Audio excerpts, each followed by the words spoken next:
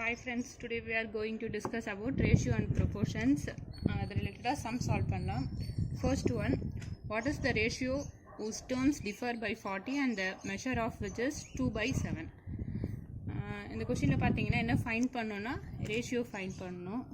Okay, தென் given என்ன சொல்லியிருக்காங்கன்னு பார்த்தீங்கன்னா ரேஷியோ வந்து இங்கே டேரெக்டாக கொடுக்கவும் இல்லை. இப்போது 2:3 5:7 அதேமாதிரி டேரெக்டாக கொடுக்கவே இல்லை. மெஷர் வந்து எவ்வளோ இருக்குன்னா அந்த ரேஷியோட மெஷர் வந்து 2/7. ஸோ ஃபர்ஸ்ட் என்ன பண்ணிக்கலாம், let us take தி ரேஷியோ as எப்படி எடுத்துக்கலான்னு பார்த்தீங்கன்னா ரெண்டு ரேஷியோமே எனக்கு தெரியாது. ஃபார் எக்ஸாம்பிள் நான் ஒரு ரேஷியோ வந்து எக்ஸ்ன்னு எடுத்துக்கிட்டேன். அதுக்கப்புறம் பேலன்ஸ் இன்னொன்று என்ன க்ளூ கொடுத்துருக்காங்கன்னா ஒரு ரேஷியோ இன்னொரு ரேஷியோட 40 இது டிஃப்ரென்ஸ் இருக்கும் அப்படின்னு சொல்லிட்டாங்க. So another ratio p x plus 40. Okay, that means இது வந்து நான் எக்ஸ்ன்னு எடுத்துக்கிட்டேன், இது வந்து அதோட 40 வந்து அதிகமாக இருக்கணும், அப்போ இது 40 லெஸ்ஸாக இருக்கணும். ஸோ நான் அதனால எக்ஸ் ப்ளஸ் 40 அப்படின்னு எடுத்துக்கிறேன். And then they also given and the measure of which is 2/7. So which is equal to 2/7. இதை x is to x plus 40 வேறு எப்படி எழுதலாம்னா x/x ப்ளஸ் 40. இப்போ இதை ஜஸ்ட் வந்து சிம்ப்ளிஃபை பண்ண போதும். We got the value 7x equal to 2 into x plus 40. Okay, so 7x equal to 2 into x, 2x plus 2 40s are 80. And then இப்போ x எல்லாம் ஒரு சைடு கொண்டு வந்துடுறேன், கான்ஸ்டன்ட் அப்படியே வச்சுக்கிறேன்.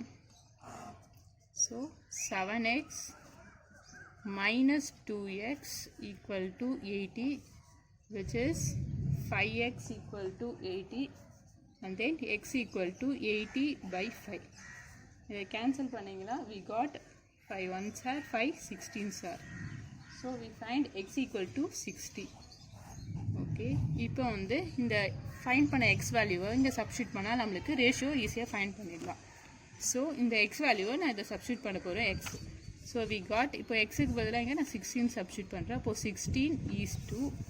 அண்ட் தென் எக்ஸுக்கு பதிலாக 16 சப்ஸ்டியூட் பண்ணால் 16 plus 40 we got 56. So finally we find the ratio. The ratio is 16:57. இது வந்து சிம்பிளாக இருக்கும் சால்வ் பண்ணுறதுக்கு. ஜஸ்ட் என்ன பண்ணுன்னா இந்த கிவன் இதை எடுத்து எழுதுனா போதும். அங்கே டேரெக்டாக ரேஷியோ கொடுக்கவே இல்லை, ரேஷியோ நம்ம வந்து ஃபைண்ட் பண்ணணும். அதுக்கு க்ளூ மட்டும் கொடுத்துருக்காங்க. என்னென்னா ஒரு ரேஷியோ வந்து இன்னொரு ரேஷியோட 40 இது டிஃப்ரென்ஸ் இருக்கும். ரெண்டு ரேஷியோ பிட்வீன்குள்ள டிஃப்ரென்ஸ் எவ்வளோனா 14 கொடுத்துட்டாங்க. And then which is measure of எவ்வளோ கொடுக்குதுன்னு பார்த்தீங்கன்னா 2/7. ஜஸ்ட் இதை வந்து இப்போது சிம்ப்ளிஃபை பண்ணிவிட்டு நம்ம சம் சால்வ் பண்ணிட்டோம். And then next one, a sum of ₹53 is divided among A, B, C in such a way that A gets ₹7 more than what B gets and B gets ₹8 more than what C gets. The ratio of their shares is. First என்ன சொல்லிட்டாங்க, ஒரு amount இருக்குது, எவ்வளோன்னு பார்த்தீங்கன்னா 53. அந்த அமௌண்ட்டை வந்து ஒரு 3 மெம்பர்ஸ்க்கு டிஸ்ட்ரிபியூட் பண்ணுறாங்க. யாருக்கு பார்த்தீங்கன்னா ABC. 53-ஐ 3-ஆக டிவைட் பண்ணிடுறாங்க 3 மெம்பர்ஸுக்கு ஏபிசின்றவங்களுக்கு.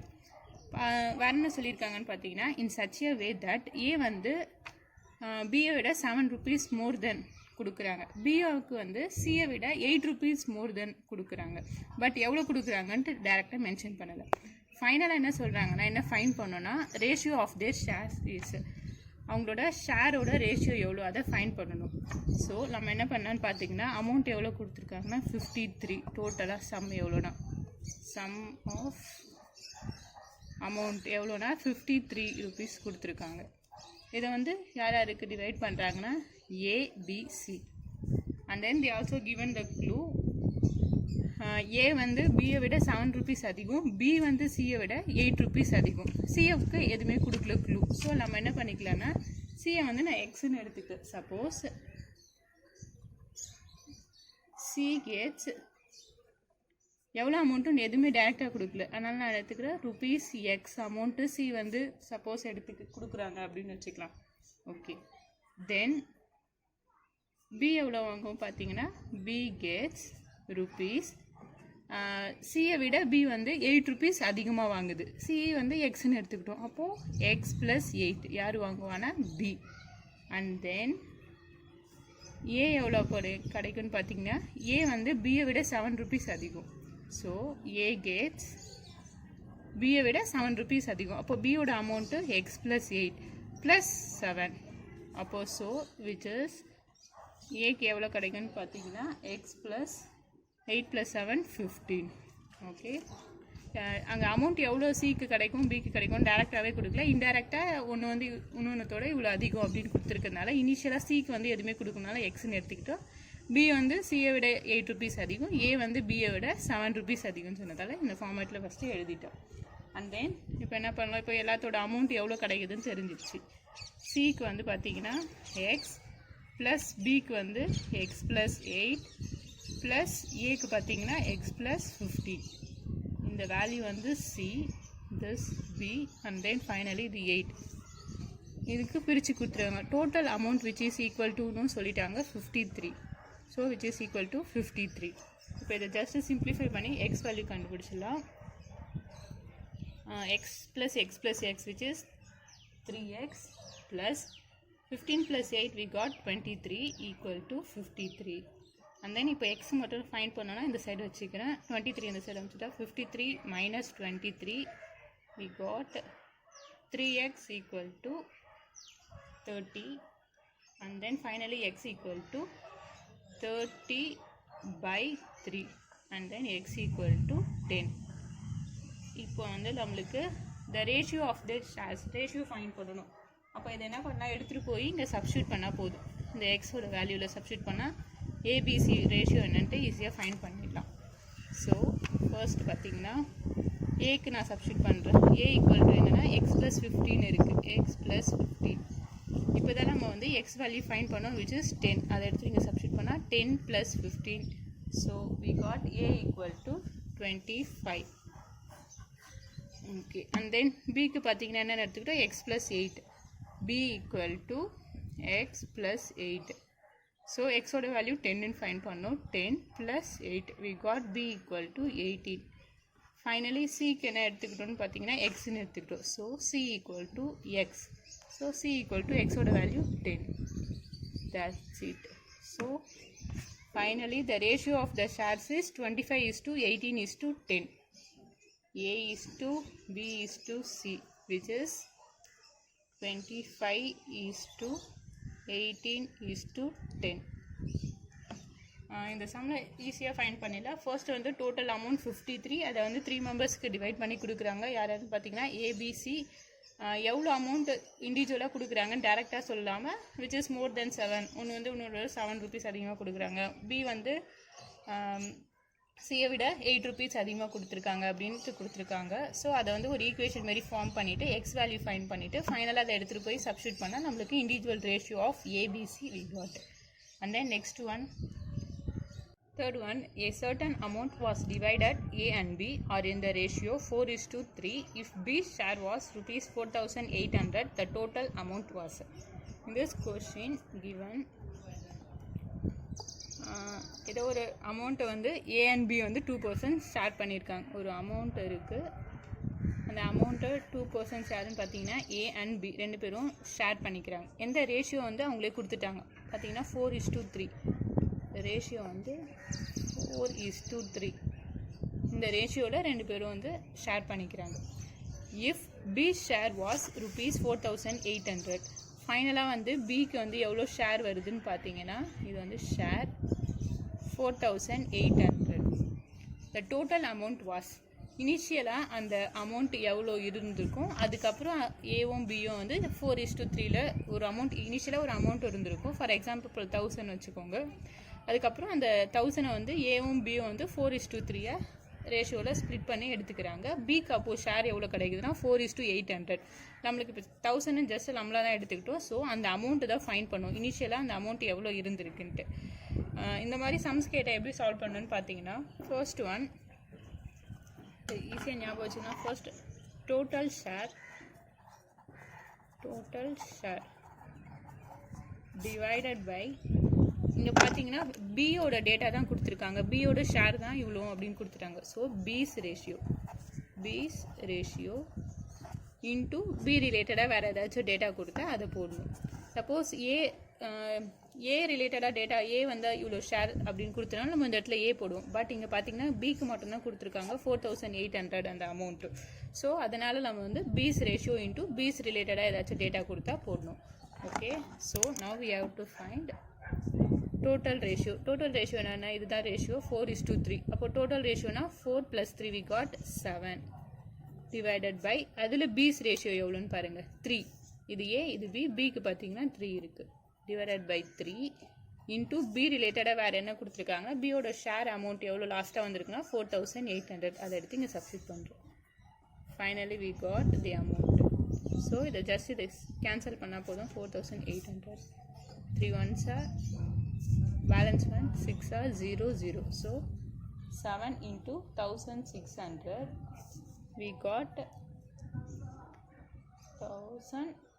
11,200 finally.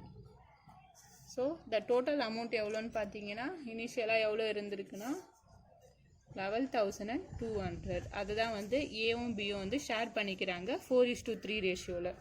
Okay, 4th one, zinc and copper are melted together in the ratio 9:11.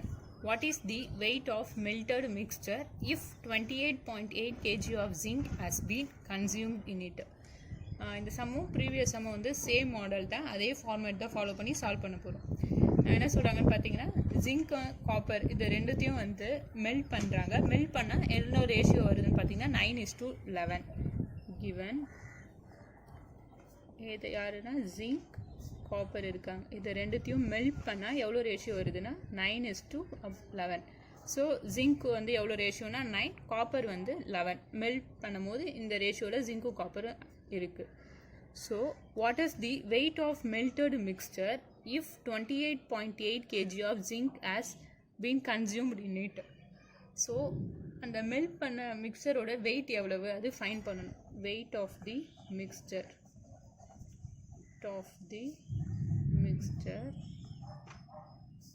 இதுதான் வந்து நம்ம ஃபைன் பண்ணணும். பட் அதை ஜிங்கையும் காப்பரையும் மெல்ட் பண்ணும்போது இனிஷியலாக வந்து 9:11 அந்த ரேஷியோ இருக்குது. அதில் மெல்ட் பண்ண ஜிங்க் எவ்வளோ இருக்குதுன்னு பார்த்தீங்கன்னா கன்சியூம் ஆகிருக்குன்னு பார்த்தீங்கன்னா 28.8 kg. ஸோ இங்கே பார்த்தீங்கன்னா ரிலேட்டடாக ஜிங்க் மட்டும்தான் கொடுத்துருக்காங்க, காப்பர் பற்றி எதுவுமே ரிலேட்டடாக கொடுக்கல. ஜிங்க் கன்சியூம்டு எவ்வளோனா மெல்ட் ஆகி 28 மெல்ட் ஆகும்போது இவ்வளோ ஜிங்க் எடுத்துக்கிச்சு.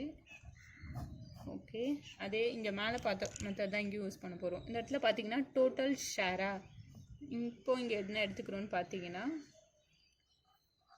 டோட்டல்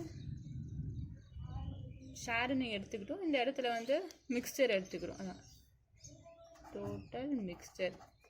தட் மீன்ஸ் இதான் 9:11 ஜிங்க்கும் காப்பரும் அதான் மிக்சர் இங்கே டிவைடட் பை பீஸ் ரேஷியோன்னு எடுத்துக்கிட்டோம். இந்த இடத்துல பார்த்தீங்கன்னா just they are given about the zinc, how much zinc consumed அதுதான் கொடுத்துருக்காங்க. அப்போது ஜிங்க் டேட்டா தான் இருக்குது. ஸோ ஜிங்க்ஸ் ரேஷியோ இன்ட்டு வேறு ஏதாச்சும் ஜிங்க் ரிலேட்டடாக கொடுத்தா அந்த வேல்யூ போடும். ஸோ ஃபர்ஸ்ட் வந்து டோட்டல் மிக்சர் எவ்வளோன்னு பார்த்தீங்கன்னா 9:11. So 9 + 11 we got 20 divided by zinc's ratio. zinc எவ்வளோ பார்த்தீங்கன்னா 9 divided by 9 into zinc எவ்வளோ கன்சியூம் ஆகிருக்குன்னு அவங்க கொடுத்துருக்காங்க 28.8. இப்போ இதை ஜஸ்ட்டு கேன்சல் பண்ணால் போதும். 9 1s are we got 3.2 and then 20 into 3.2 which gives 64 kg. Okay, of is the weight of the mixture.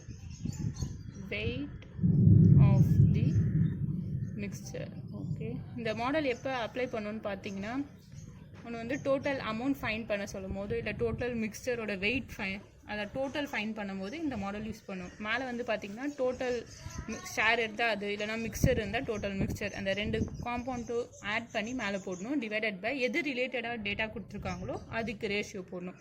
இங்கே பார்த்தீங்கன்னா ஜிங்க் மட்டும்தான் எவ்வளோ கன்சியூம் ஆயிருக்குன்னு கொடுத்துருக்காங்க விச் இஸ் 28.8. ஸோ அதனால் நான் கீழே ஜிங்க்ஸ் ரேஷியோ போட்டிருக்கேன். சப்போஸ் காப்பர் ரிலேட்டடாக டேட்டா கொடுத்தா இந்த இடத்துல காப்பர் ரேஷியோ அண்ட் தென் காப்பருக்கு என்ன டேட்டா கொடுத்துருக்காங்களோ அதை போடணும். இந்த சம்மில் பார்த்தீங்கன்னா பிக்கு ரிலேட்டடாக டேட்டா கொடுத்துருக்காங்க. So total share divided by B's ratio. B's data ஏதாச்சும் கொடுத்துருக்காங்கன்னா நாங்கள் போடணும்.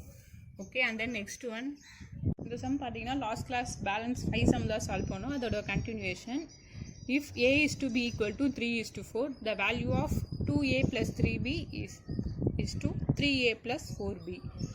ஸோ இது ஜஸ்ட் ஈஸியாக சால்வ் பண்ணிடலாம். ஃபர்ஸ்ட் என்ன பண்ணிடலாம்னா a is to b equal to 3 is to 4. இதை வேறு எப்படி எழுதலாம்னா a by b equal to which is 3 by 4.